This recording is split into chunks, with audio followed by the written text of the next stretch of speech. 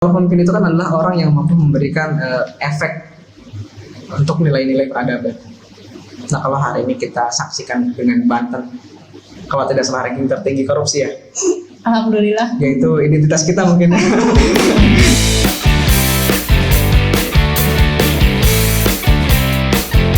Assalamualaikum warahmatullahi wabarakatuh. Waalaikumsalam. Kembali lagi bersama saya Dede Farida di acara Ngopini, ngobrol perihal isu terkini. Baru-baru ini Banten telah dikabarkan menjadi trending terkait kasus korupsi yang terjadi.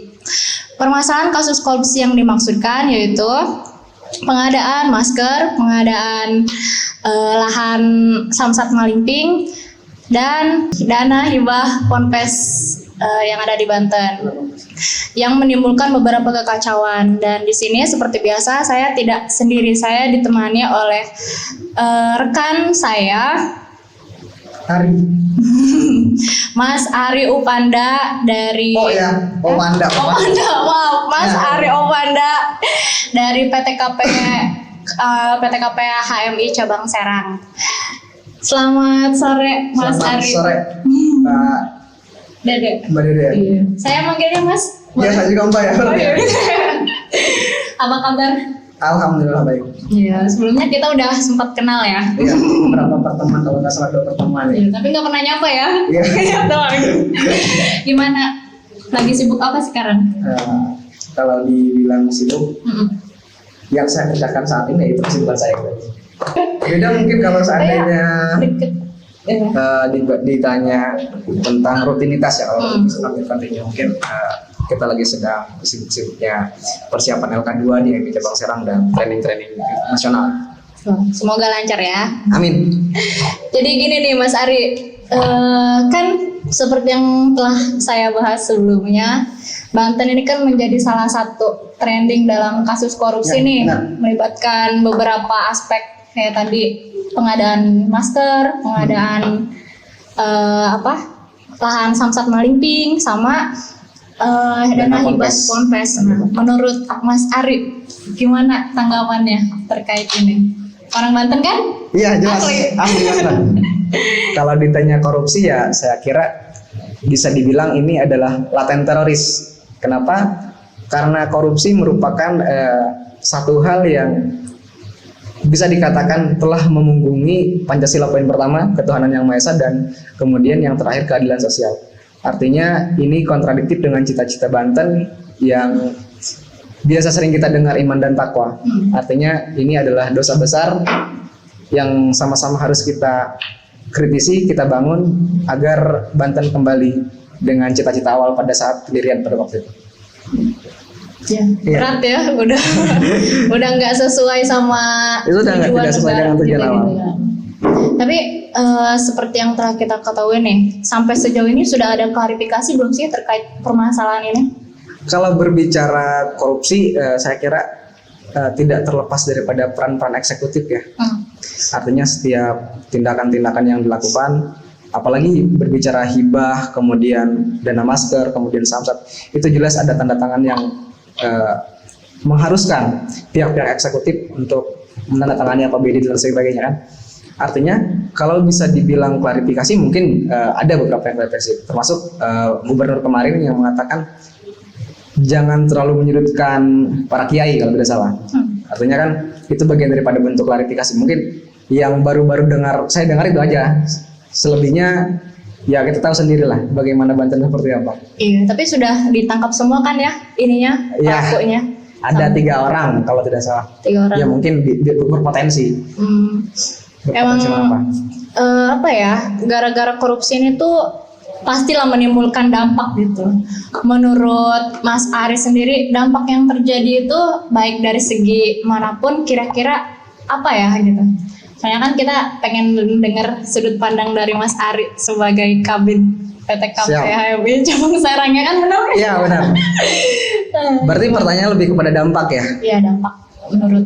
Saya kira tidak ada dampak positif kalau berbicara korupsi. Tidak ada, sama sekali tidak ada.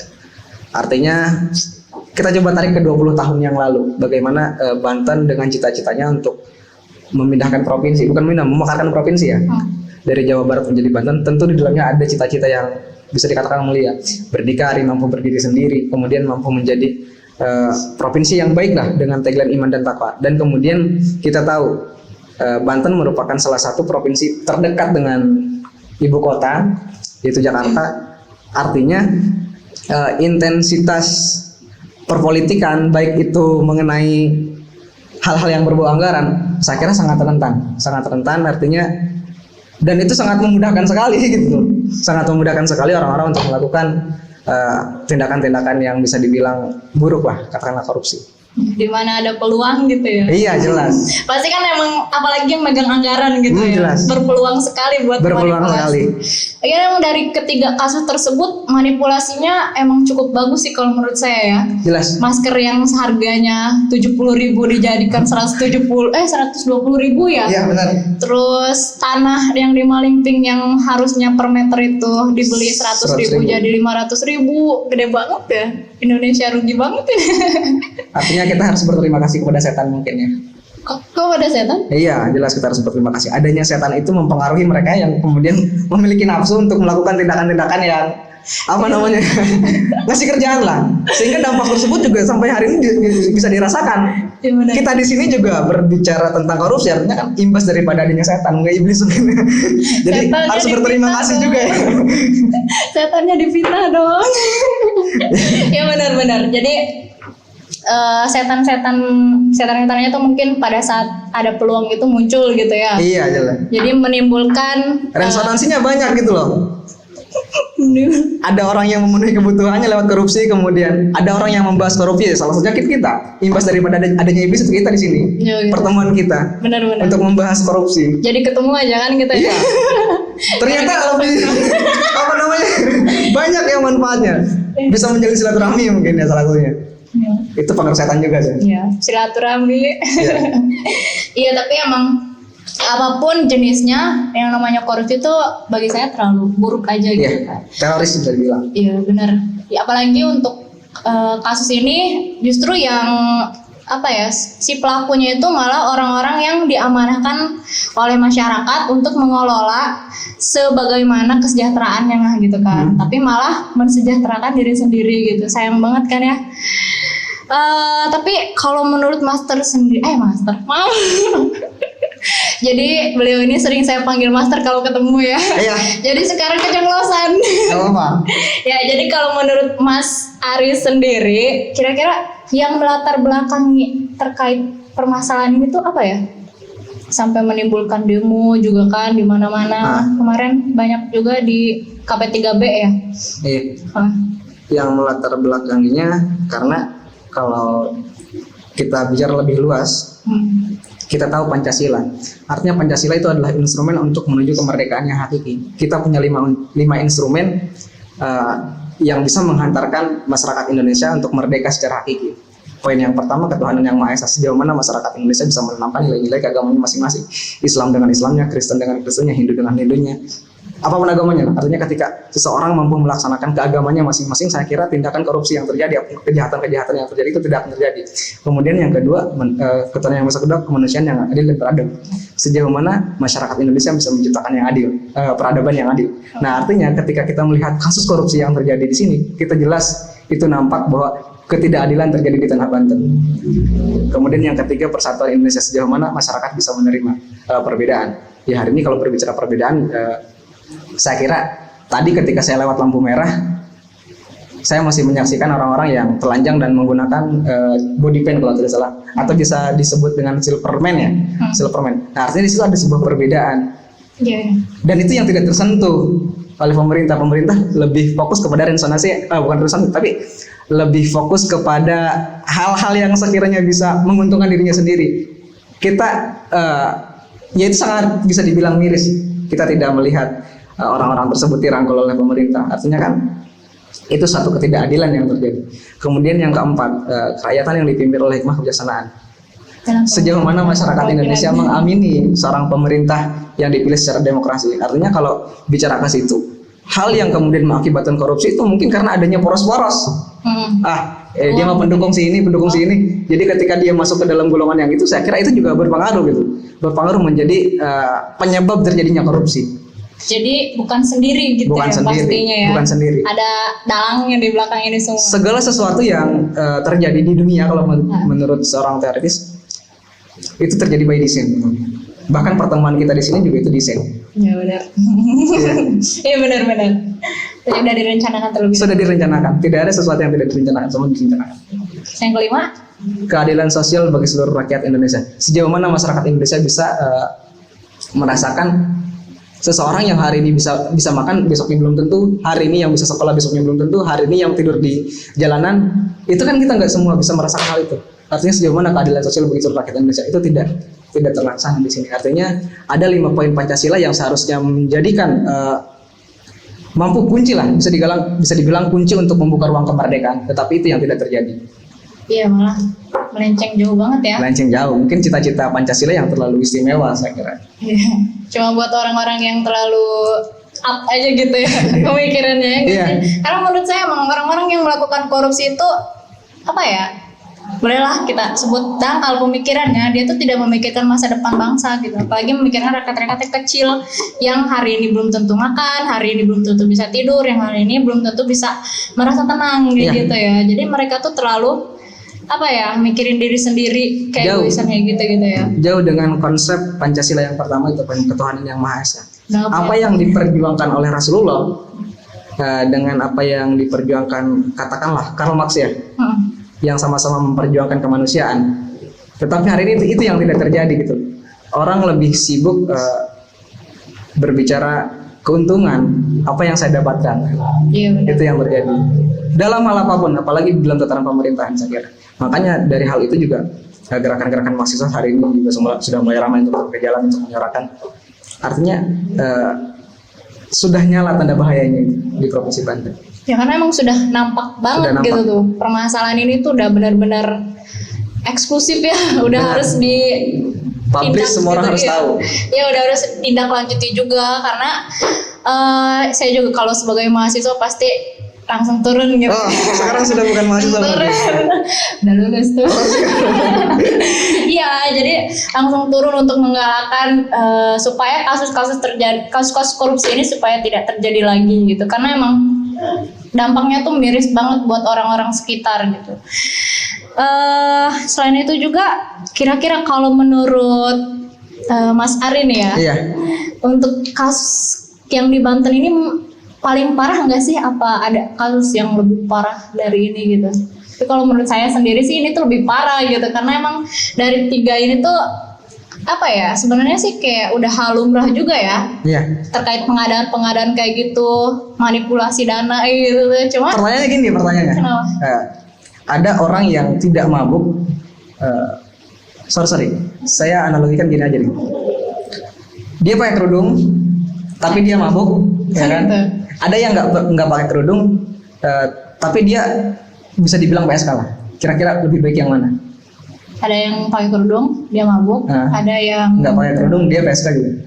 Ada yang nggak pakai kerudung, dia PSK. Lebih baik yang mana? Iya. Saya nggak tahu.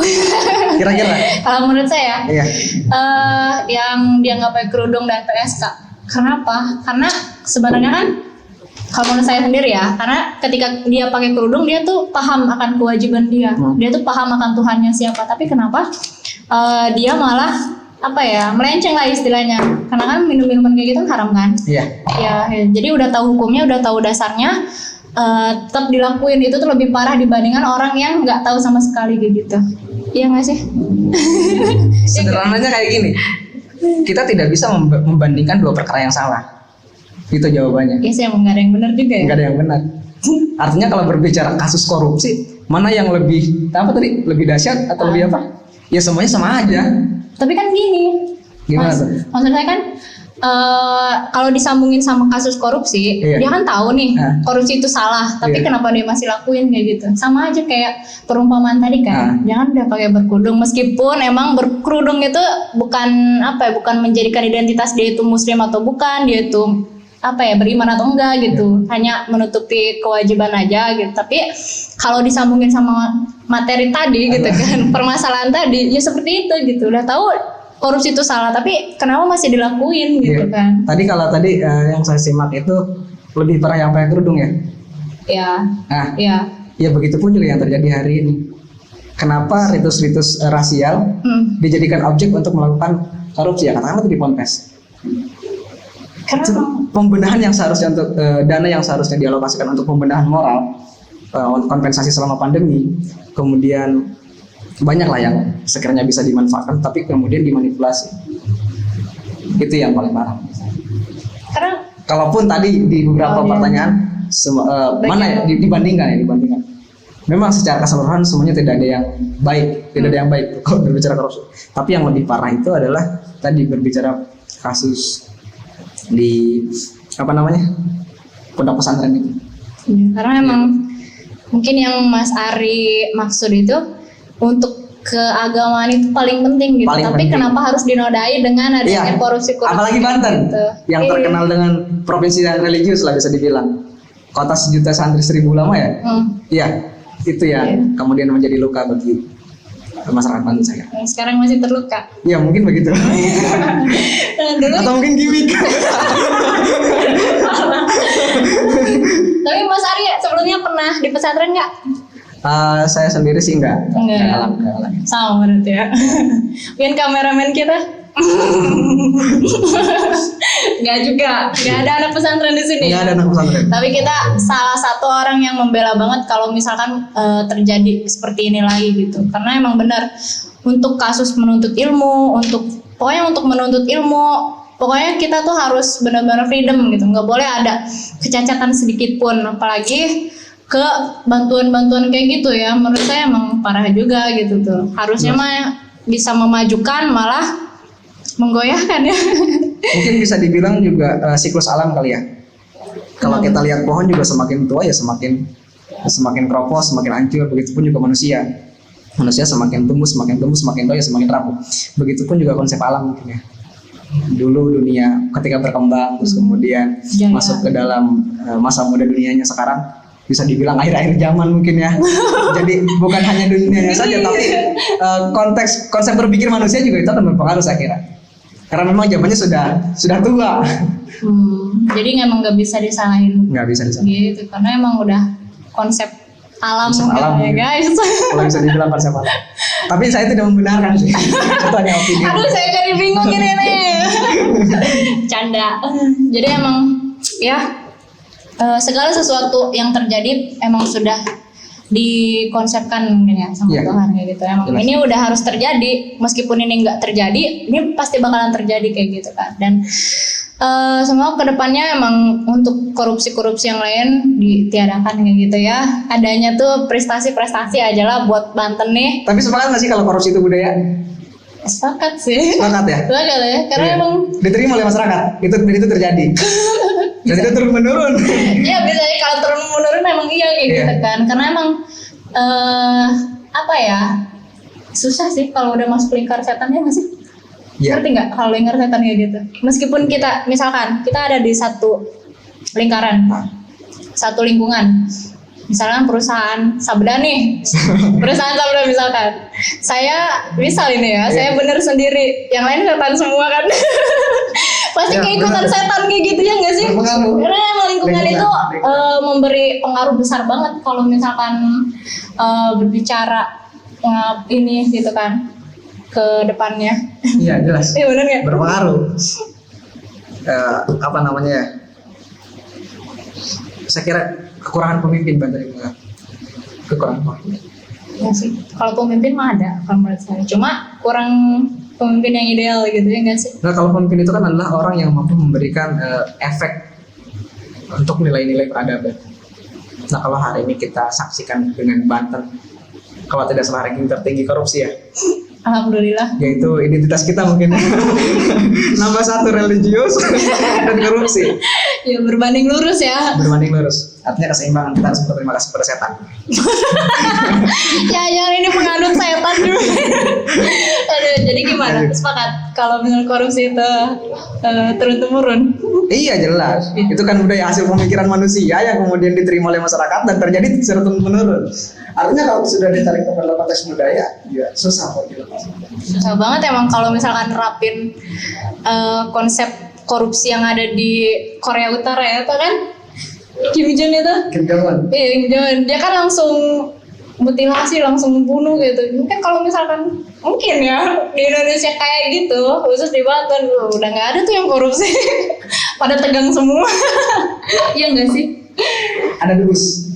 Ada bos. Iya ada debus. Meskipun mau ditembak mau juga kan Iya. nggak mempan juga sih. Jadi kompleks deh kalau di Banten tuh perasaan. Hingga jadi burung lah. Nah, merendah ke pertanyaan selanjutnya yaitu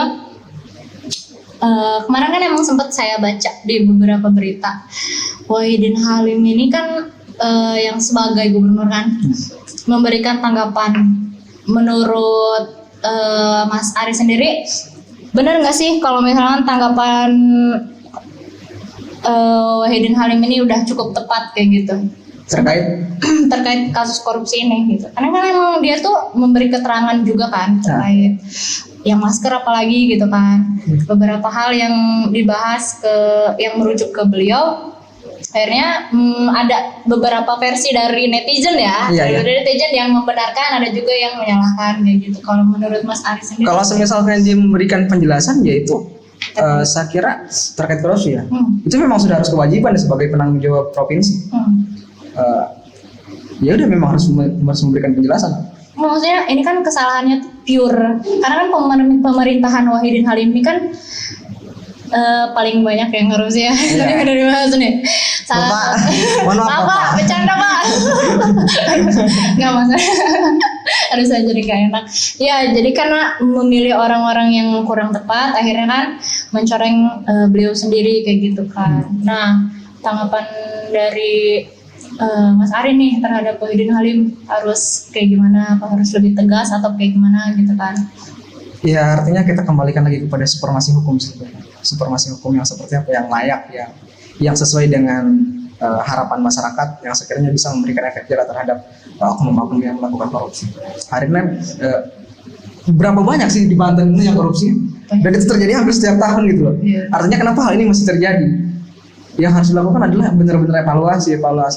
Kalau bisa dibilang reformasi, mungkin reformasi Banten itu juga harus terjadi. Saya kira kalau memang ini terus-terusan terjadi kasus korupsi. Artinya apa? Ada yang tercoreng, ada yang hilang identitas Banten. Kita kontradiktif dengan sebutan-sebutan yang sering kita dengar. Agama Banten adalah provinsi yang religius, kemudian dengan tagline iman dan takwa. Saya kira ini jomplang. Gitu. Maka yang harus dilakukan adalah evaluasi benar-benar, kemudian menciptakan supremasi yang justru kan yang melakukan korupsi kan orang-orang hebat itu loh, orang-orang yang paham betul di bidangnya. Artinya tadi dia masuk ke dalam lingkaran yang bisa jadi kepang setan mungkin. Gara-gara setan. Iya. Kata setan gue difitnah lagi. Mungkin kayak gitu ya. Mungkin. Atau mungkin dia juga senang sih. Seneng. Iya senang. Jadi dapat tolawat. Bisa jadi dalam 2 hari centang biru itu setan. Bercanda. Nah, mungkin itu menjadi salah satu himbauan untuk pemerintah ya, untuk lebih evaluatif lagi dan selektif ya, memilih pejabat-pejabat yang pintar tapi setidaknya punya moral gitu kan. Karena kalau udah kayak gini kan emang nggak punya moral sama sekali gitu. Bagi petinggi-petinggi yang seharusnya amanah malah haram jadah gitu. Ya mungkin di-screening dulu ya ketika dia jadi masuk ke dalam tataran pemerintahan, harus di-screening apakah dia orangnya Pancasilais, apakah memang dia orangnya religius. Ya, itu juga harus saya kira direkomendasikan tahapan-tahapan screening, karena kita tahu di dana korupsi dana Ponpes itu kan artinya ada kesalahan dari tim TAPD-nya. Artinya tidak maksimal menjalankan tugasnya. Ya. Ini kan persoalannya agama. Artinya kalau kita tarik ke konteks Sangsaka ya, dan agama itu kan artinya tidak kacau. Artinya ketika orang sudah masuk ke dalam ruang lingkup agama, artinya orang itu sudah menyatakan dirinya bahwa dia tidak kacau.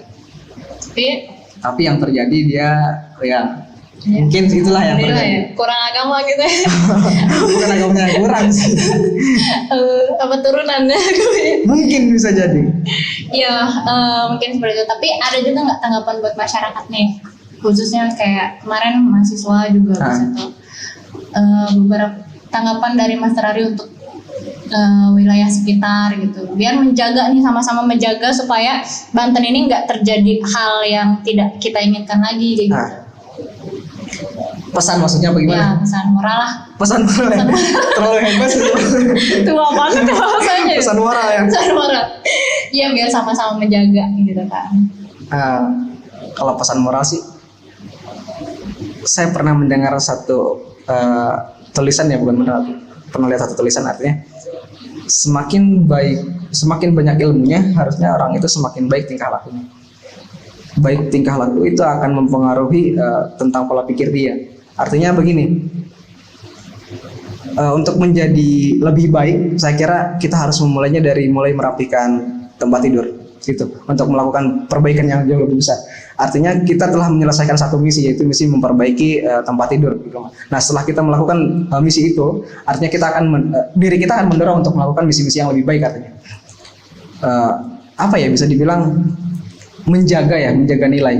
Kita juga harus mengenali diri kita sendiri.